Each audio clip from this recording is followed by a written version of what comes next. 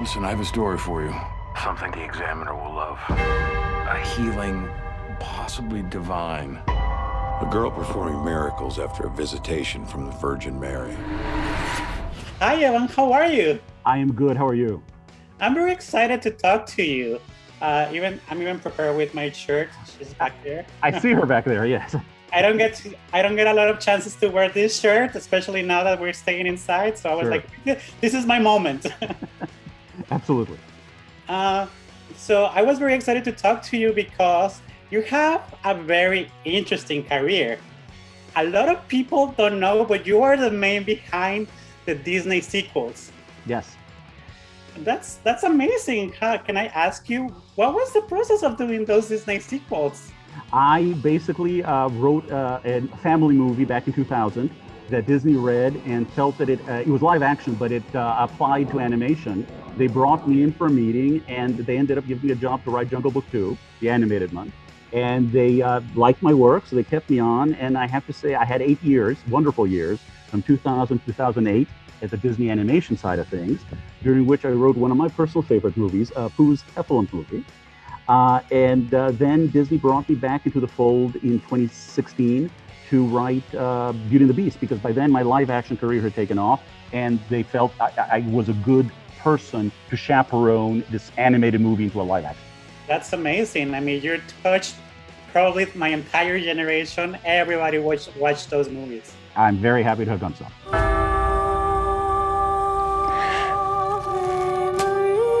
Seeing is believing. And why do you think Mary chose you? I opened myself up and welcomed her in. And now you're doing horror, and not only writing, but directing. Yes. Why horror? I grew up as a horror fan. Despite my Disney animated background, as I was a teenager and a kid, I really like horror movies. I like scary movies. And, fairy tales like Huntsman and like Beauty and the Beast are only one step away from horror. I mean, the original Brother Grimm stories about Snow White are horrific. They're very dark, very violent, and very gory.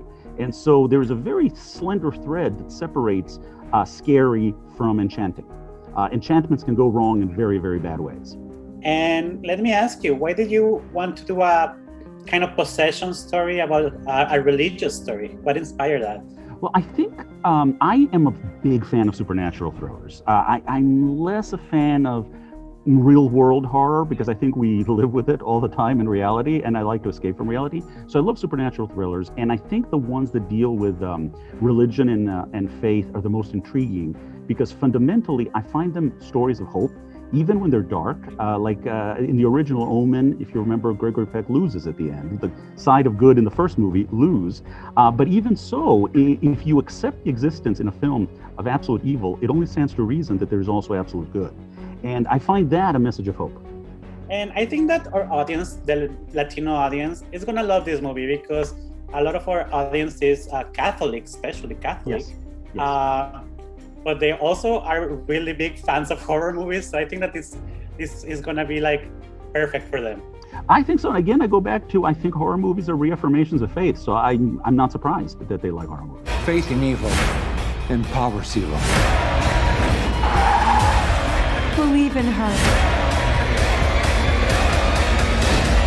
And last question, what did you learn as a director goes away from writing and now you're like, oh, I didn't know that? The importance of pre-production, the importance of preparation, especially when dealing with visual effects and makeup effects. Just test it before you film. Even with we have a wonderful director of photography, this massive talent named Craig Robleski. But it's grab a video camera, go on the location that you're going to film the next day, and experiment with the moves so you know that you're going to get it right on the day of and you're not being caught offhand. Preparation is 90% of filming. It's really, really important. Is this experience going to affect your future scripts? It definitely helps.